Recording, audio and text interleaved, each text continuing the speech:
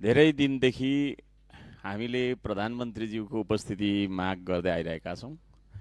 नियम 15 को 2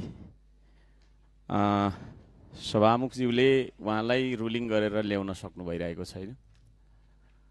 त्यसो भएको कारणले गर्दाखेरि म आजको सदनमा के माग गर्छु भने यहाँले 15 को 2 अनुसार प्रधानमन्त्रीज्यूलाई सदनमा जवाफदेही बनाएर ल्याउन सक्नुहुन्न भने नियमावलीको 31 को 1 लागू गरेर मलाई यो सदनबाट निष्कासन गरेर यहाँहरूले यो सदनको गरिमा बढाइदिन हुन म अनुरोध गर्दछु।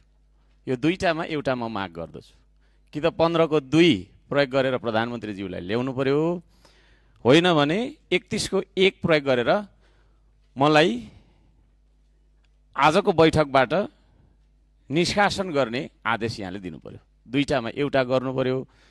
म आज रिसाउनेवालामा पनि छैन, कराउनेवालामा पनि छैन। यहाँको मजबुरी बुझिराखेको छु मैले, यहाँको पनि बाध्यता छ। तर यो सदनको गरिमा यसरी कायम हुन सक्दैन। कि त प्रधानमन्त्रीज्यूलाई यहाँले बोलाइदिनु पर्यो, होइन भने त निस्केर जा भनेर मलाई भनिदिनु पर्यो। म अलिकति बदमास विद्यार्थी जस्तो पनि देखा परिरहेछु, सबैजना हाँसी पनि राख्नु भएको छ। यो दुईटा मध्ये यहाँले कुन चाहिँ नियम आज लागू गर्नुहुन्छ, म यो कुरा राख्न चाहन्छु।